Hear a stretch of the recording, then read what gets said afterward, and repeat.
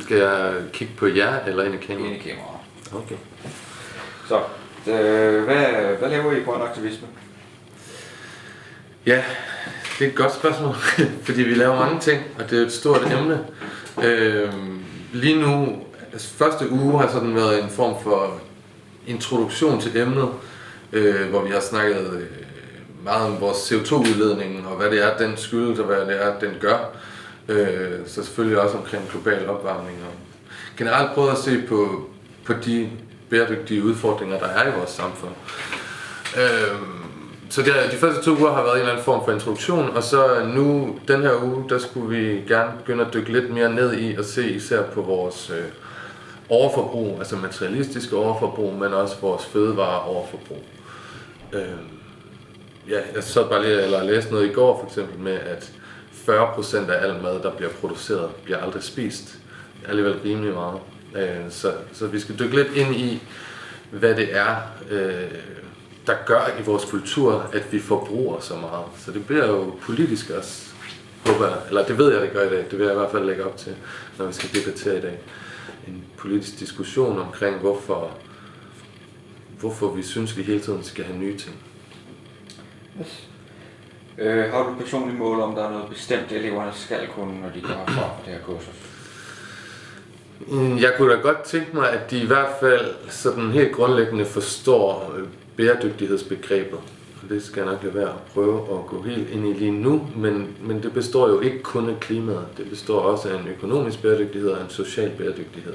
Og de 3 cirkler har vi prøvet at snakke om, og det kommer vi til at vende tilbage til, og det håber jeg selvfølgelig, at de har en eller anden forståelse for. Men derudover er der ikke noget sådan specifikt, men jeg håber, at når man går ned og køber sin næste pose chips, eller sin næste kakaomælk, eller whatever I kan finde på at købe, så håber jeg, at man bare lige overvejer et splitsekund, hvor det kommer fra, hvordan det er blevet produceret, og om det er godt for miljøet, eller man måske skulle overveje at købe en anden kakaomælk. Det er jo ikke fordi, man ikke må drikke kakaomælk eller spise chips, men bare at man overvejer, hvor de kommer fra, og hvordan de er blevet produceret, osv.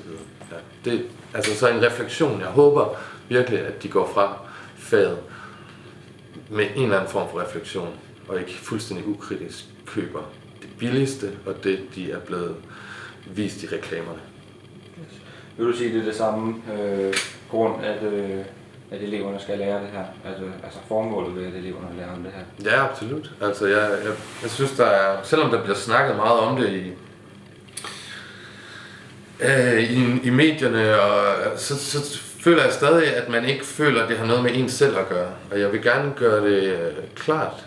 Jeg mener, at det er det mest oplagte højskolefag i sin grundideen i det, er det klart mest oplagte højskolefag, fordi hvis der er nogen, der skal lære om det her, inklusive mig selv og min generation, men så er det jeres generation. Det er de unge, og det er os, jer og mig, og os alle sammen, som bliver nødt til at tage stilling til det her. Så jeg mener, det er sindssygt vigtigt, ja. Altså, virkelig vigtigt. Yes. Har du bestemt uddannelse inden for det her fag, eller er det bare interesse? Jeg har ikke nogen uddannelse. Jeg er uddannet fotograf. Jeg har en uddannelse. Jeg har ikke nogen uddannelse i det her.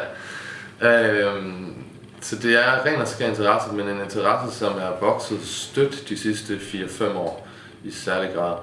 Hvordan kan det være? Ja, det er et godt spørgsmål. Jeg tror, der er nogle politiske ting, der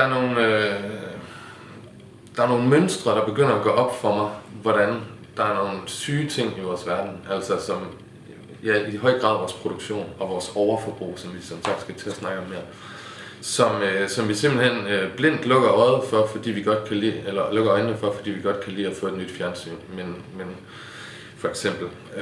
Og der er nogle, jeg tror bare, det går mere og mere op for mig, at vi er blevet så afskåret fra at forstå, at al mad og al liv kommer fra den her natur, som ligger lige ude fra vinduet, men vi har ikke noget med den natur at gøre, og vi ser den ikke som livgivende for os. Altså, så vi er fuldstændig adskilt os fra naturen, og det tror jeg, det er derfor, at min interesse er opstået, fordi jeg er rigtig glad for naturen. Men jeg har været på 2 kurser i højskolesammenhæng. Højskolerne er jo i gang med at implementere bæredygtighed rigtig meget som en bevægelse på højskolerne. Så vi er slet ikke den eneste højskole. Der er 20 højskoler i landet, som arbejder meget koncentreret, også endnu mere end vi gør her, med bæredygtighed. Og de har afholdt 2 kurser, og dem har jeg været på. Så det er jo min form for lille uddannelse i det. Men ellers så er det primært interesse, som jeg læser om og ser dokumentarfilm om og indsamler så meget viden om, som jeg kan. Yes. Du siger, at du har en stor interesse for det, at den er øget her på sidste par år. Hvad kunne man gøre for andre folk til at få øjnene op for det her? Ja, det er jo et godt spørgsmål. Det er jo det, jeg prøver at finde ud af i det her fag. Det er jo, hvis jeg bare vidste det, så ville jeg gøre det lige med det samme. Vi bliver jo nødt til at forstå, jamen det ved jeg ikke, men jeg håber jo, at jeg kan give folk en forståelse af, at de ikke er øer. At jeg bare kan gøre lige præcis hvad jeg vil, uden det skader altså mennesker og natur og så videre i andre dele af verden. At vi ikke bare eksisterer helt isoleret set her i vores lille smørhul Danmark, som er et smørhul. Men at vi er med til at støtte firmaer, som er med til at ødelægge vores verden, vores natur, og det må vi jo tage stilling til. Altså, og det håber jeg jo, jeg på en eller anden måde kan gøre folk bevidste om. Altså de 20 mennesker, der i hvert fald sidder her, kan gøre dem bevidst om, at vi stemmer hver dag med, hvad vi køber og hvad vi forbruger af den ene eller den anden slags.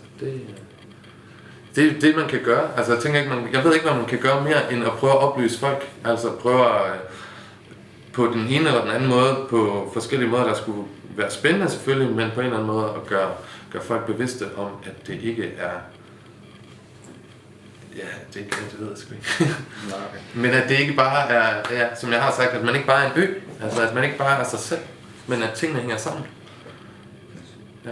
Så til allersidst, hvad har eleverne gang i lige nu, sådan lige her på i dag og i næste uge? Jamen lige nu, der er de ude at læse en artikel, fordi der var nogen skulle lige have lov at blive færdige med det, vi lavede i fredags, som var at lave nogle specifikke ting. Altså nogle de har sat nogle plakater op, og nogle de har lavet bakker eller kasser til at gemme brugt papir til notepapir. Altså små ting, man ligesom kan gøre i hverdagen. Det bliver de ikke helt færdige med, så det er der nogen, der er ude at lave, mens nogle andre de læser en artikel. Så skal vi have en diskussion ud fra de artikler. Og på fredag, der skal vi ud og besøge en gård og se, hvordan fødevareproduktionen foregår på en ganske almindelig gård. Og i næste uge, der skal vi ud og besøge et bofællesskab, faktisk, hvor Lone bor, men hvor de arbejder meget med bæredygtighed, både i måden, de er sammen på, måden, de producerer ting på, og måden, de bygger huse på, og alle mulige.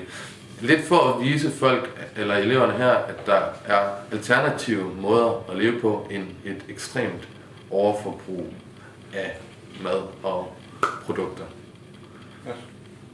Det var det.